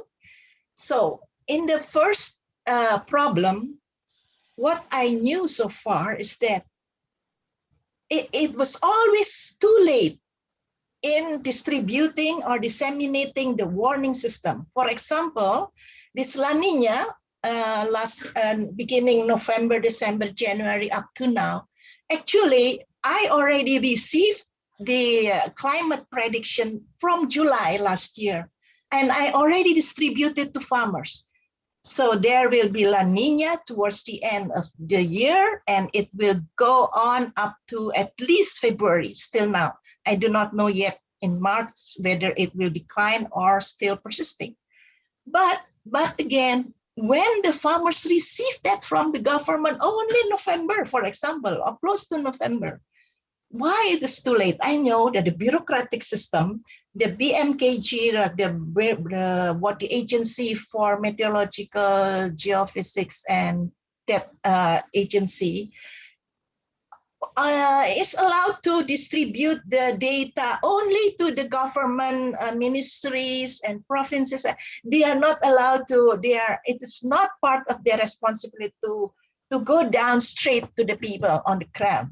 So it depends on whether each ministry will be able to distribute it on time. So this is the question. Even though now close to the extreme weather, then they just distribute the information. And second, if they reach the people, whether the people are ready to understand that.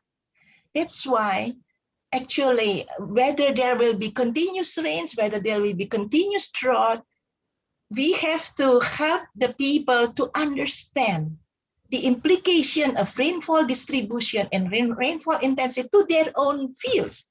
What's happening? So in my slides, but because of the time, I cannot elaborate.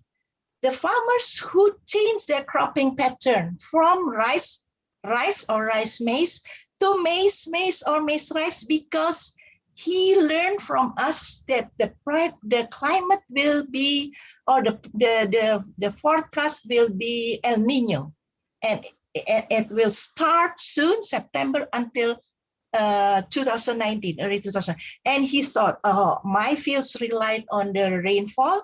I do not have any water ground well. I do not have any irrigation. No, it's impossible to plant rice. So if continuous rains, then you have to diversify the crops. And if vegetables, like the farmers in Sumedang, horticulture farm, they try to put roofing, and also deepening the drainage canal, and try whatever technology they can to prevent the damage, the severe damage to their crops. Yes, I agree that. So I saw that the lack of climate services provided to the people, to the farmers, caused this problem. And yes, if the price fall, and especially the vegetables up and down, this is the reality. So how to diversify food crop system among the farmers? If they rely only on horticulture crops, vegetables, and if the prices up and down and the pandemic fell down, the entitlement set failed. So they do not have any other what you call it, food stocks, food production, what you call it, like reservation. So this is the moment already, to the right moment to introduce to the people, don't rely on single and uniform food crop system. Please diversify. Please try to find again what the crops that are resistant to wet condition, to resistant to drought, etc. Including, if I could share one thing, in the future, if climate, what do you call it, the temperature is going up and up, rice will be the main vulnerable crop, because rice, you cannot move rice to the hilly area. Rice should be grown in the lowland area. And if it is increasing, the temperature is increasing, 1 degree Celsius midnight, the minimum temperature, and if the crops are at the generative stage, reproductive stage, then it will reduce the fertility of the crops and the yields up to 10%. You have to rely on other crops. So from now on, we have to think about improving food sovereignty through diversification, improving biodiversity in food production. Thank you. Thank you. And I have another question for Pakdes. From a food sanitation or security standpoint, is it likely that the infrastructure to prevent contamination, like adequate cold storage, will become more widely available to combat the threat of hidden kitchens, or is the pandemic limiting that? Thank you very much. So thank you very much for the questions. It is very good questions. Actually, in the standpoint of the food safety, it is really require cold storage or related with cold storage distribution or even frozen distributions. But for small production, it is difficult to have this type of facilities. So that's why the area for the selling is not that far because of difficulties. But due to these difficulties, they aware also with the safe life. For example, informing the buyer should be consumed before this day, or because of limited facilities of this cold storage that should be put directly. So there are some note only informed by the seller, but the facilities is really like still until now because of the capital investment for these cold storage facilities is very expensive for the small producer.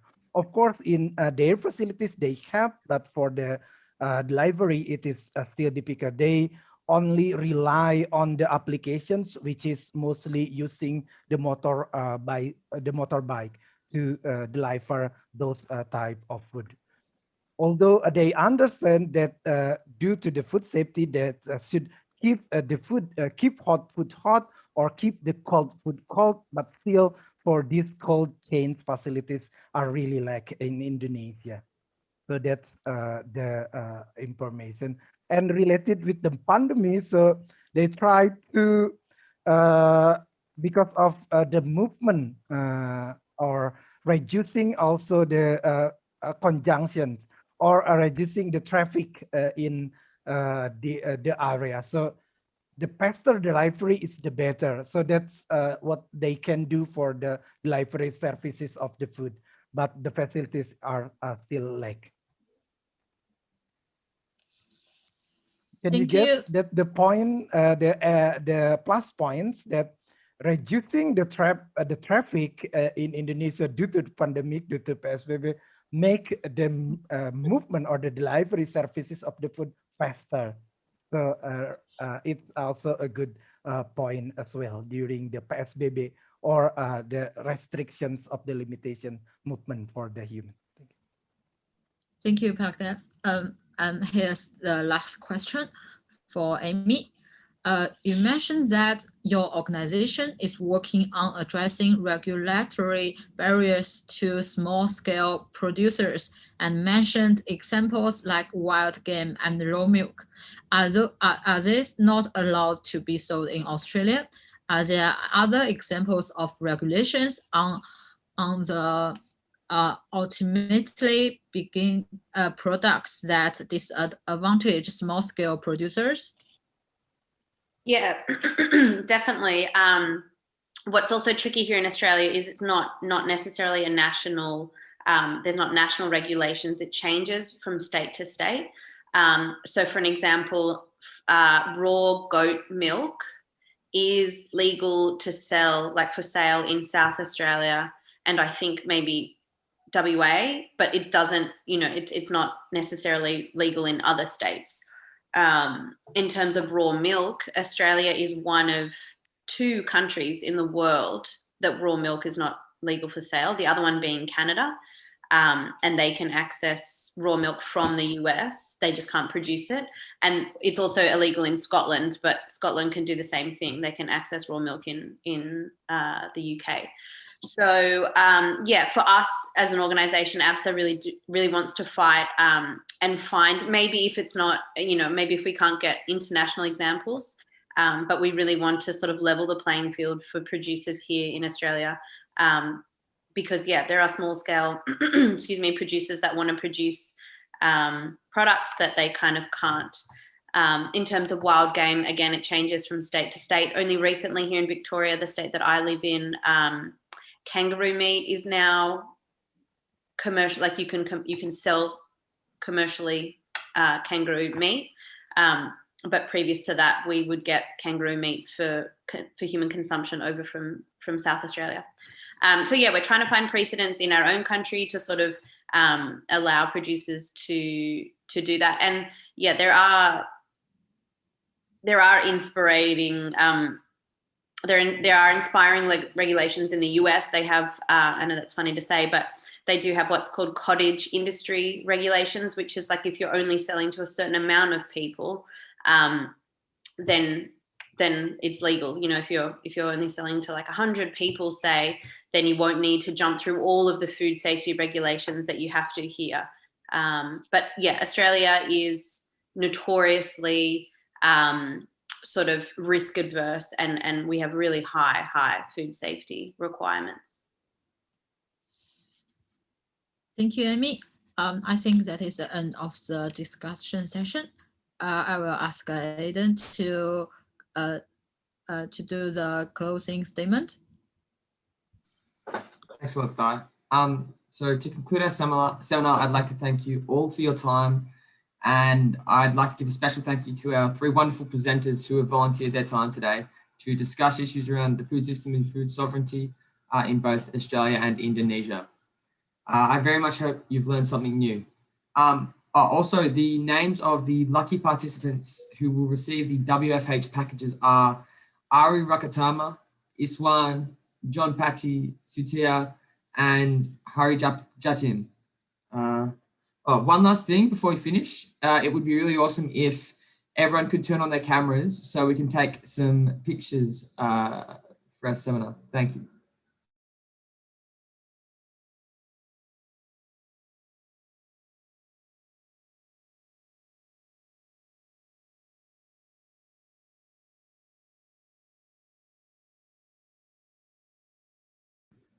All right, 1, 2, 3, cheers.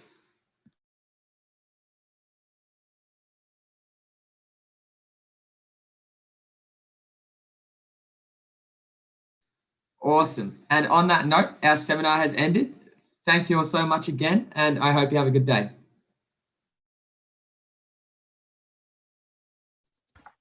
Thank you very much for coordinating this wonderful event. Yeah. See you again. Yeah. Thank you, Pak Thank Ayib. you. Thank you, Thank Aidan, you very Daniel, much. and Aida. Amy, hope to see you again. Pak Dase also, yeah. Salam, Prof. Okay, Terima thank kasih. you. Pak Dase, Prof Yunita, Amy, thank you. Yes, Terima yes. kasih, Terima terima kasih, kasih Pak atas waktu. Ayib. Saya Terima mau nyapa kasih. Pak kasih. Adit. Yes, Pak sama-sama. Adit, apa Terima kasih. kabar? Ya, Salam. oke. See you Mas Adit. hopefully. Thank you, Daniel. Thank you, Mas Aidan. Ya Thank Bu, you. makasih Bu Sama-sama. Yunita. Ayo, kapan ketemu?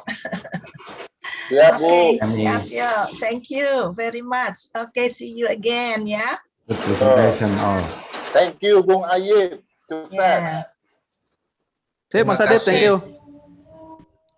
Kita ketemu ya kapan-kapan. Siap Bu. Ya, yuk. Yo.